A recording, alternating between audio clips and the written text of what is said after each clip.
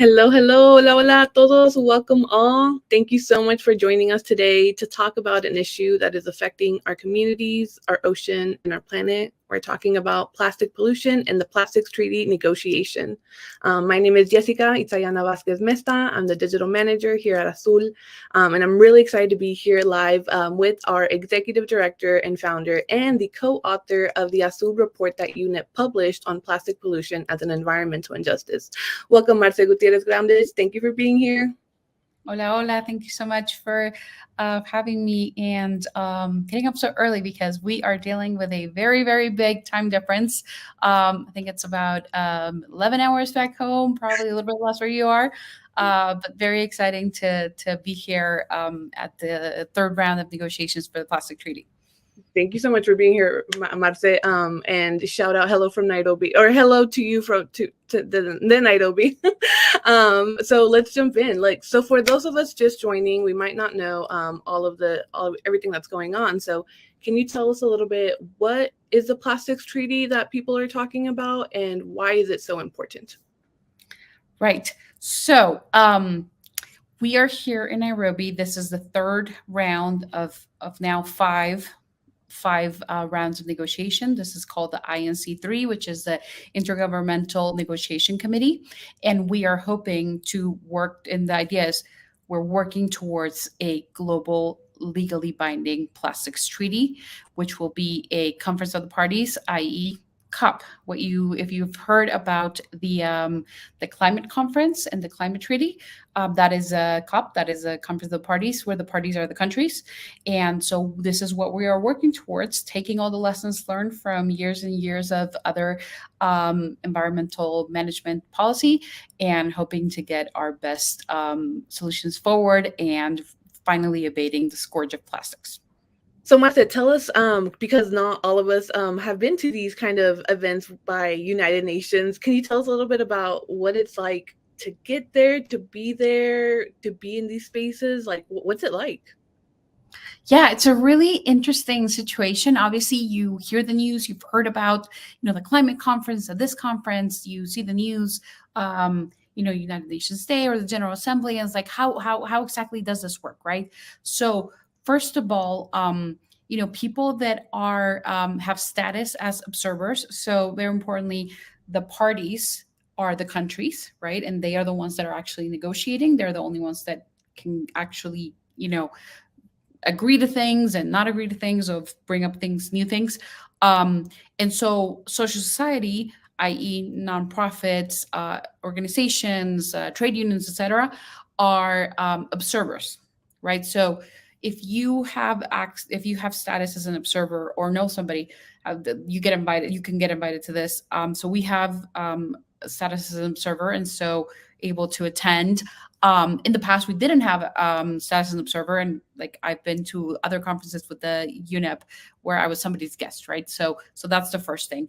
Then there's the countries, and then you get your badge, and this is like a big campus here in Nairobi, which very much looks like a university. It's in a very diplomatic zone, right across from the U.S. embassy it is. And it's a very exciting, very optimistic thing altogether. People are coming in from over the world. They're very excited to work. Some people have been working on things for years. Some of our colleagues have been working on this for years and years. Some countries have been holding stakeholder forums, like Mexico had stakeholder forums before this even started, or stakeholder meetings, etc., discussions. So there's a lot of preparation, a lot of excitement that comes into this, and you get in, and there's all the flags. Although I will say this time we didn't see the flags until today. The flags were not there yesterday. I think it was because it was raining, but you see all the flags that you see in the movies.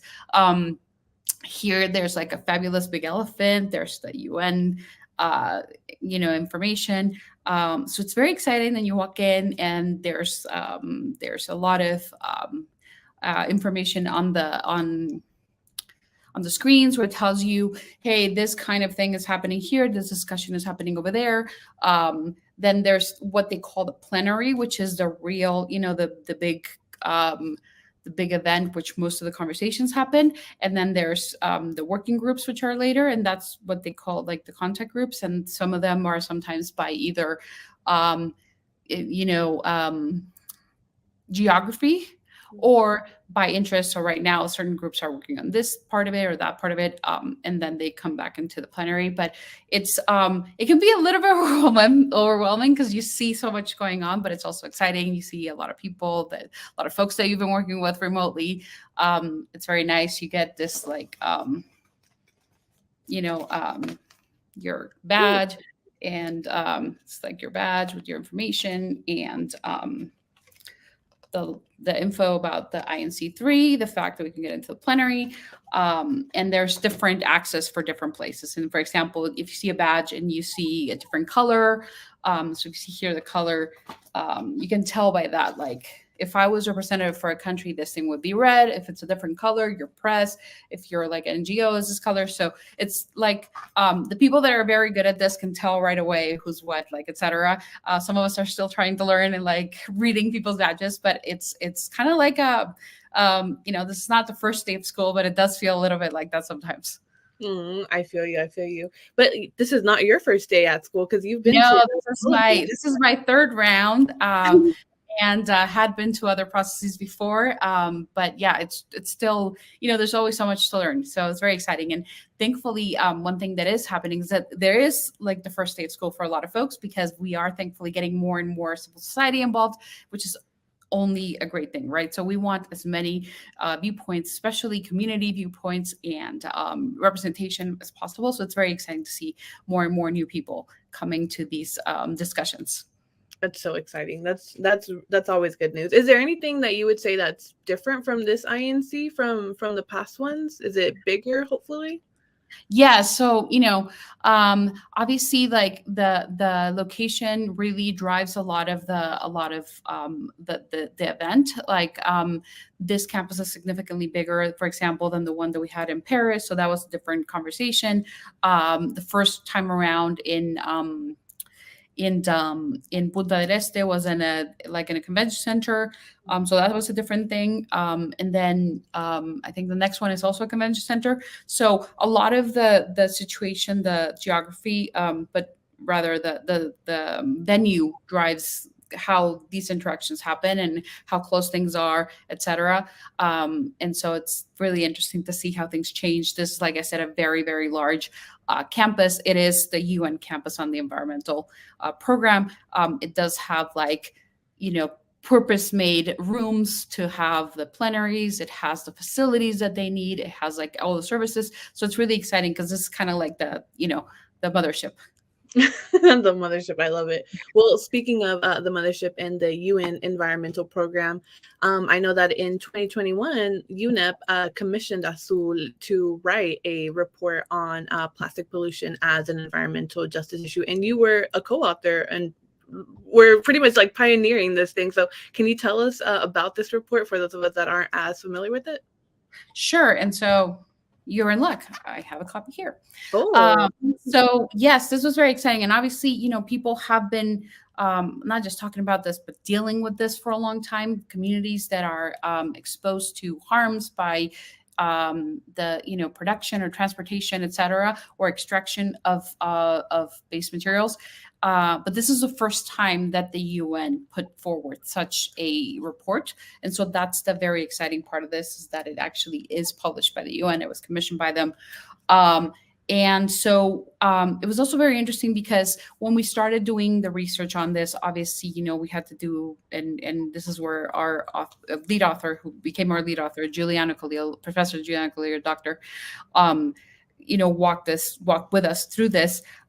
Because there's certain frameworks and formats that you have to follow. And when we started, we were looking at this through the lens of the Sustainable Development Goals, and these are the 17 goals that the UN put forward in terms of development, and trying to achieve them by 2030.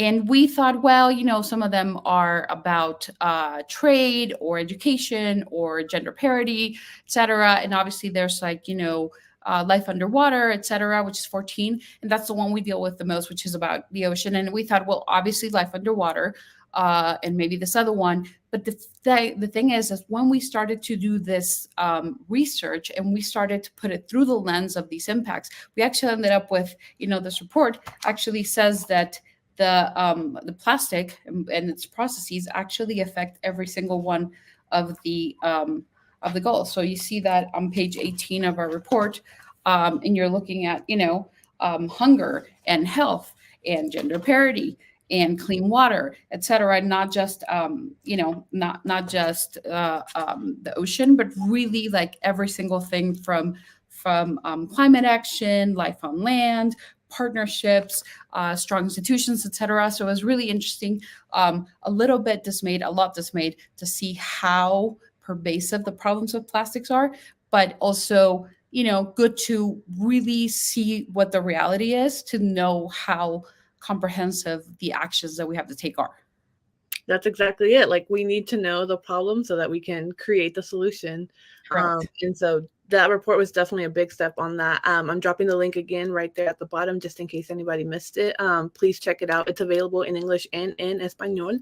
So download it, share it. And maybe in French too, actually. Oh, in French too. There we go. There you go. Good stuff. But speaking of action, which is what you were mentioning just at the end, one of the very cool things that Azul put out last year was the 2022 U.S. Ocean and Latinos poll, which showed that Latinos want action. They want more action, and they're willing to pay more to see that action happen. So can you tell us a little bit about the poll? Yes, and so this was a national poll that we did with Barreto and Segura, which is the best Latino political pollsters extraordinaire. They're the folks that are doing the big polls that you're looking come election time, which should be here very, very soon. And so, we really were interested in doing this the right way and doing it in the national scope. And for us, we wanted to do it with, the legends that are Barreto and Segura. And so we did this poll, like I said, I think in May in 2022. And this is, again, the time where gas was like crazy expensive. In California, it was something like $7 a gallon. And we went out and did this poll, and we were looking at like, okay, well, do you want to take action on climate? Do you want to do this? And like Mr. The pollsters are talking about, like, well, everybody wants to say the right thing, but then you come back and you ask them, are you willing to pay more for that?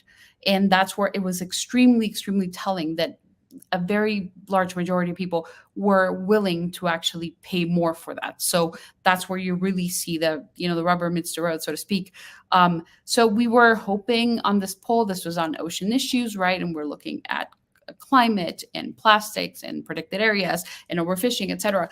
And what we are seeing, we were hoping for a positive numbers, like simple majorities. And we were so blown away. Even the pollsters were talking about it. They hadn't really seen numbers like this. And so what this was is, again, national poll with Latinos on ocean conservation and ocean attitudes. And as it relates, I'll start with plastics. As it relates to plastics, like 92% of the people in this poll said that they supported doing more to prevent plastic pollution. And very importantly, 80% of the people that we polled said that they supported the ban of single-use plastics, which is extremely, extremely important, because really that's one of the solutions that we need to start getting used to and normalizing as a very important action of this plastic treaty. What should this plastics treaty include in order to be really effective? Right. So like you rightly said, plastic pollution and problems with plastics are actually one of the things that we keep hearing on the regular since Azul started. And so this is why we keep working on this. And so what we need to have is, like we said, an ambitious, science-driven, legally binding global treaty that it has mandatory targets, that has cap reductions, that has production reductions, and that does not have any of the loopholes that we've had in the past with other treaties. And like I said, take those take those lessons learned, and those are the biggest things that we need to put forward. And more importantly, have a human rights based approach, and have a precautionary approach, that we are really centering communities, that we're centering the people that have the most impact, and that we are taking that and putting it at the forefront. And again, just very ambitious and science-driven targets. Excellent. Thank you so much. And I know we would all love to be there at this in Nairobi for this plastics treaty, because it is an issue that is so like close to so many of our homes, but that's not possible for all of us. So, but it is important that all of us are active and following this issue. So what is something that those of us that are here at home can do to follow along and to help push forward, to push for an effective plastics treaty? Right. So yes, this round is here in Nairobi, Kenya, which is actually the headquarters of UNEP, which is the UN Environmental Program. Previously, the first round was in Punta del Este in Uruguay. The second round was in Paris, France, and this time it's here, and we're going to Canada next. So, some people may not be, we don't know how to transpond yet and teleport yet. So the most important thing that we can do is pick up the phone, call your representative. If you're in the US, that means call your congressperson, call your senator.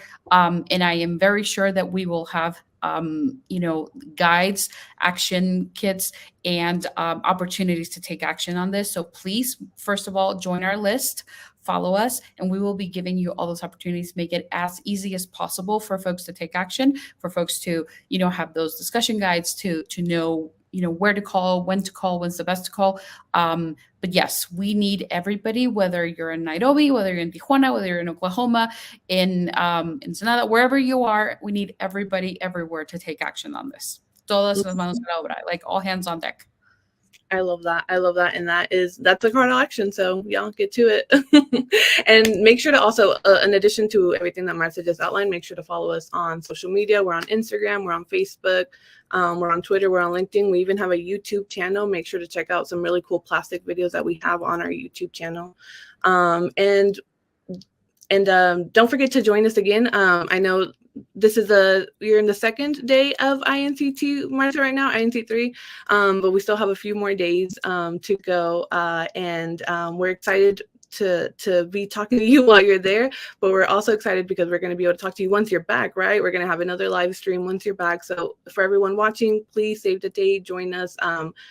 Stay on the lookout of our social media channels for our next live stream, where we're going to hear from Marce about everything that she did while she was at INC3, what we learned, what moved, what didn't move, where we need to push, and where we need to take action. So please stay tuned. Join us at the end of November for the next live stream. Yes, please follow through in a couple of weeks. We are in the second day officially of the negotiations. We've been here since Friday. We had preparatory meetings. We have had stakeholder meetings with governments, obviously discussions, but the important actual part of the negotiations between the countries started yesterday with the plenary discussions. Today, there's actual, what they call the work groups, which is the contact groups here, looking at the actual details. And so that is where we will be all week. We are observers. Obviously, the discussion happens between the countries. We will see all of this. We finalize on Sunday. And we have another session coming up in April. There will likely be some what they call intersession work, which just means, people are getting homework and we're having to do a lot of work between the sessions. But more importantly, this week, second day of it, and there's still a lot of work to do. There's still a lot of opportunities to do the right thing, to put ambitious community protections forward, to center environmental justice, to center social justice, to drive the lessons learned, like I said, from other treaties, from other policies, and make them the lead in this conversation. And so it's exciting and full of possibilities. And you know me, I'm an optimist before everything else. So I look at the possibilities and the enthusiasm of everybody that's here. of the people back home, of people that are just learning that this is a thing, learning so much about the process itself, and hopefully we can do right by people and obviously our planet and our oceans, and get a lot of work done here. But we will be back with details on how to take action and where you can come in and help to continue to drive things the right way. Thank you so much, Marce. Well, with that, y'all, we're going to leave y'all. Stay tuned, stay connected, visit us online, join our email list, and we'll be in touch. Nos vemos. Gracias. Para adelante.